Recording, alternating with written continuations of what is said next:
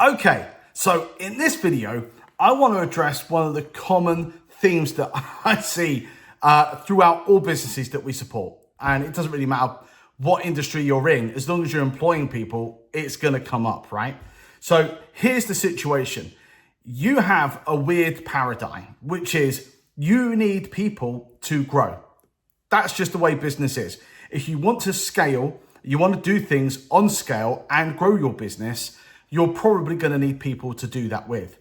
But as you take people on board, you also get people-sized problems. It's almost like some kind of human shape in the wall behind you that people are running through constantly, and you've got to fix and repair. And here's the thing, right? You've got an option, and that is, it's pretty much a given that at some point, as you are employing people, you will get conflict in the workplace, whether that's between people that are working for you or with you and the individuals that are working for you. And you've got an option of either dealing with that or not dealing with that.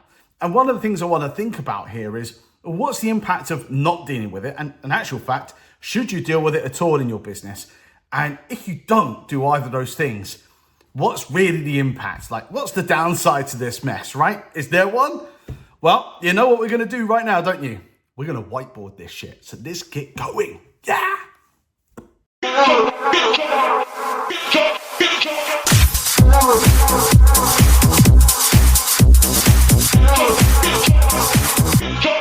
House music.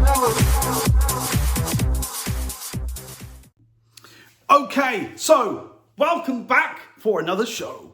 Thank you very much for returning. And if you haven't returned, and you are indeed a first member and the first time of seeing me, well, thank you. And I hope I don't do the worst job and put you off forever. However, if you haven't come to see me or know me before, my name is Mike. The company, and I am the founder of, is a lovely little company called Cavill. And we specialize in helping supporting healthcare and social care businesses up and down the country to get their people right in their business, so that releases them to provide the best possible service they can to their patients and the people that they support. And I've got to tell you, and I do this every time, I've been doing this for a number of years.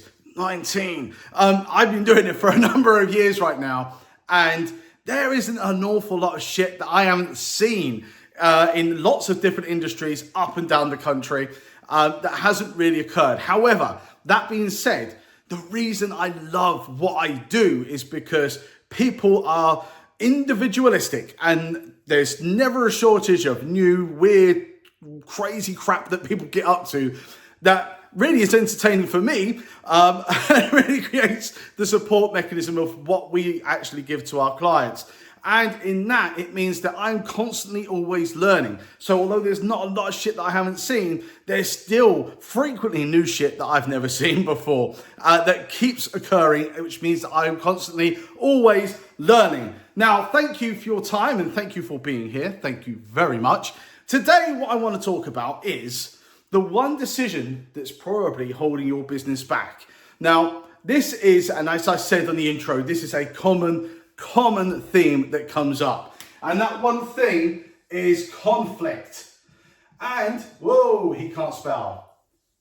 That one thing is conflict. Conflict is a massive obstacle in businesses. And the reason for that is because the weird paradigm that you have in your business means this is pretty much gonna happen. It's not avoidable. And it's what do you do about it, and why should you do anything about it in the first place? Well, the interesting thing about this is, look, you have to grow and scale your business if you want to grow and succeed. If you want a job and you want a glorified job, then fine, stay as you are as a one-man band, whatever you want to be. However, if you're working especially in things like the health and social care industry, you really have very little option but to employ people.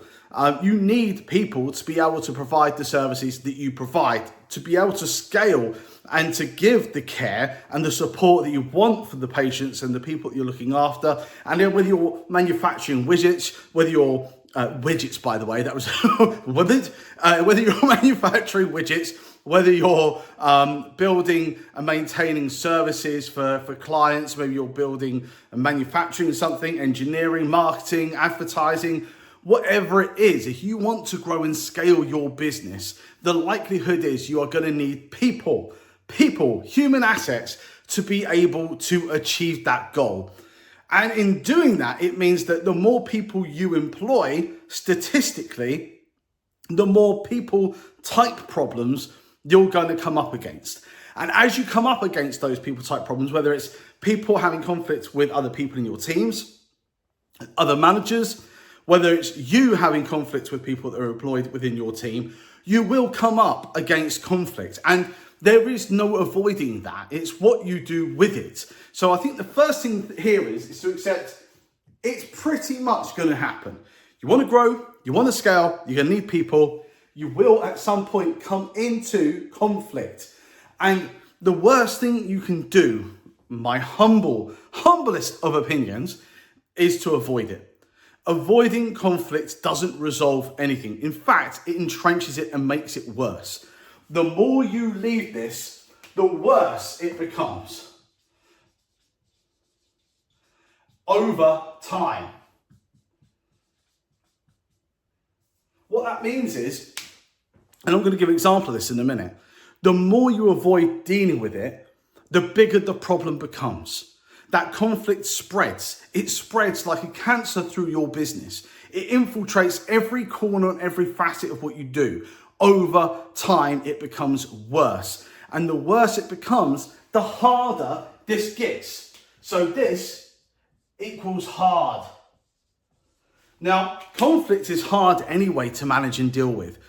But if you want to make it harder, which I don't understand why you would, that's definitely the way to go. And that's the biggest problem that most businesses that we talk to, especially when we get into interaction around issues that are happening, whether it's performance, disciplinary, grievances, you can hazard a guess this has come into play somewhere down that road.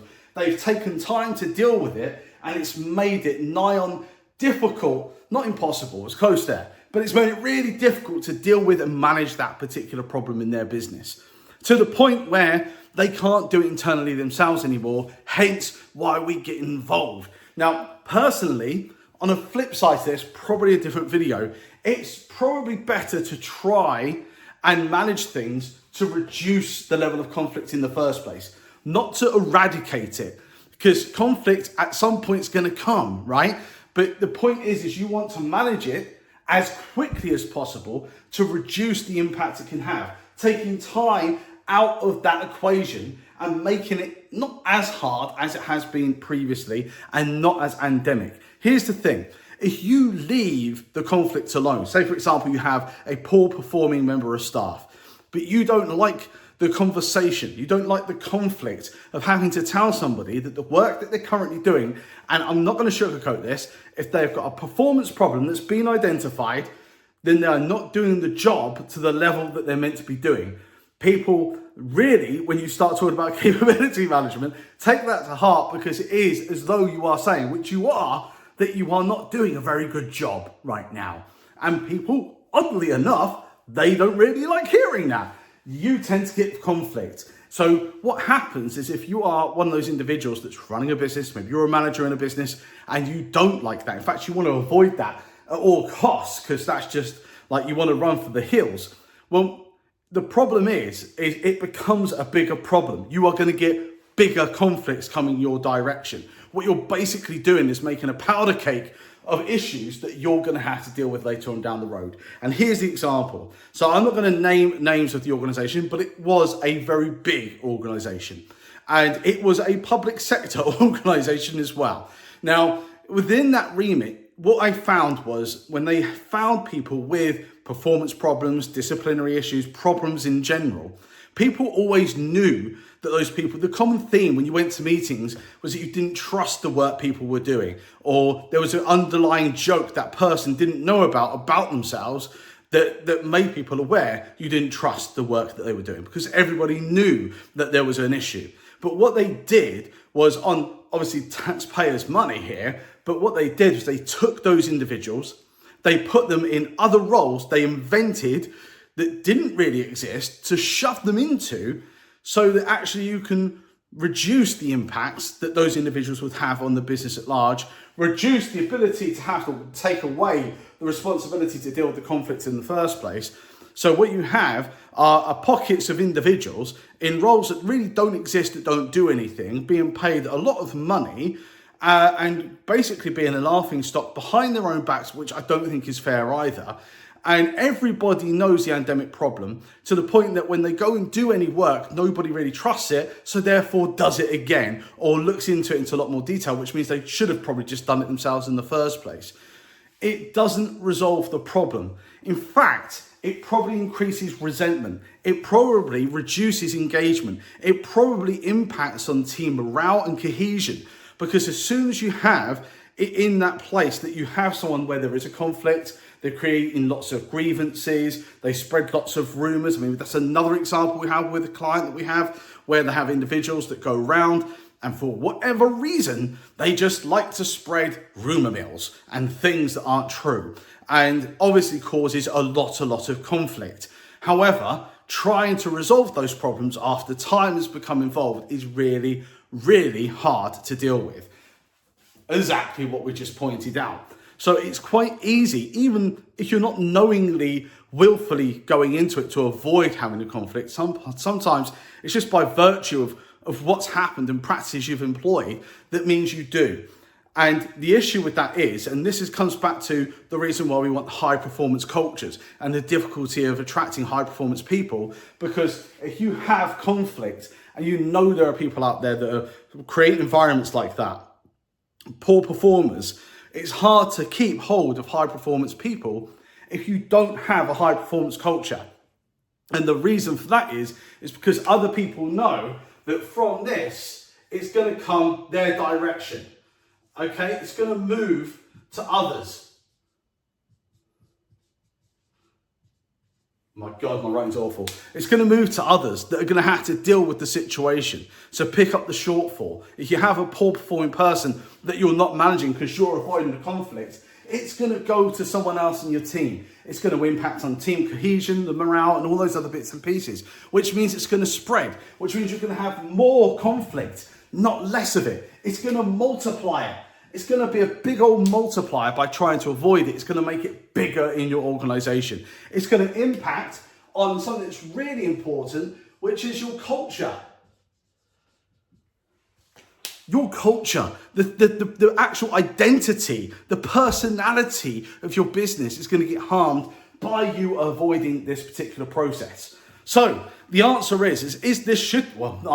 question is, should you really be avoiding it in the first place? The answer to that is no. There is no avoiding it. Even if you think you're avoiding it, you're just putting it down the road and making it a bigger problem that you're going to have to deal with later on. If you really don't like conflict, then you really should deal with it at the earliest opportunity rather than allowing it to multiply and become bigger, because you're going to get more of something that you don't like, which is just crazy, bonkers, insane. So the answer here is it's the one decision that's holding your business back, is the avoidance of conflict. Nobody, unless you are a psychopath of some sort, likes conflict. I don't like conflict. I hate conflict. But conflict is part of what I have to deal with on a regular daily basis. That if you are a manager, if you're an owner of a business, you just need to straight up accept conflict is going to come into your business. It is going to happen. You cannot avoid it. And you cannot, and you should not, create other roles to minimize the impact of conflict, because actually it's just going to maximize it.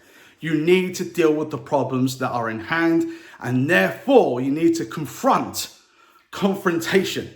That's the key behind this, which is why we're talking about this. It's really important, because it means that you are going to have more conflict than not within your business.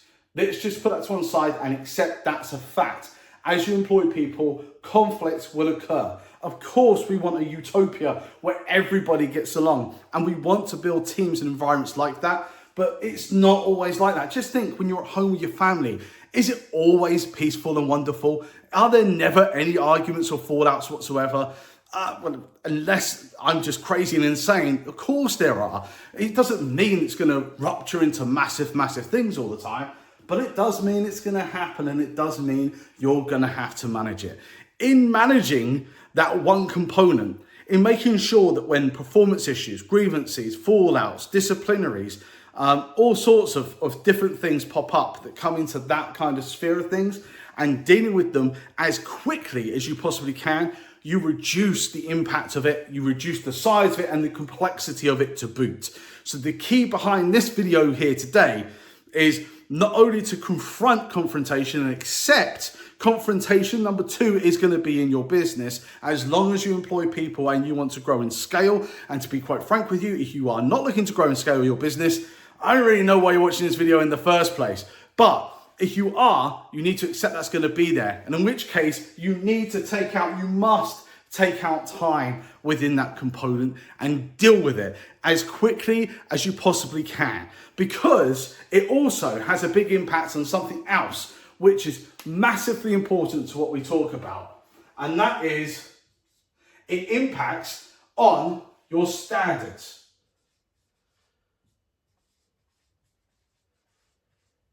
And the funny thing about standards, and I don't want to go into this in too much detail because it's another video to show you, but the funny thing about standards is it's like a boundary. As soon as you cross it once, you extend that boundary, and you extend it and you extend it. And you don't even realize it's taking place until sometime in the future you turn around and go, what the hell happened?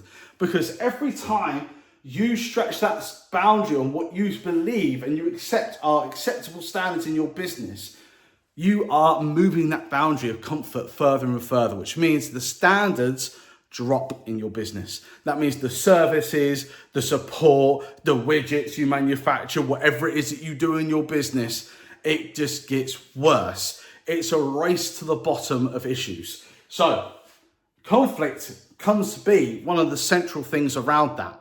And if you can't get that central thing correct and dealt with and take time out of that equation, you really have a minefield of problems that are going to come up. Now, if you found that interesting in whatsoever way, and if you would like to learn more about how we can help and support you, then please, there's a link in the description below. Go click on the link and we'll have a meeting booked with us. And it's just a discovery call. There's no pressure in that whatsoever. You can leave your cards at home, and it's just to see if us and you could even work together. And if that is a possibility, what would that look like? There is no pressure whatsoever. And if you have found this supportive for you and you have got some information from this that's going to help you in your business to change things, then I've got a couple of questions for you. Well, real favors, to really be honest. One is continue watching, god damn it. Please stick around for the next video. Why wouldn't you? If this has helped, there's more that's going to come. And if this has helped,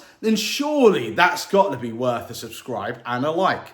Come on, it's got to be, right? Share the love. Give us a like, share, and also subscribe. Oh my God, I think I just lost train of thought there. But thank you very much. Good night, good evening. Take care.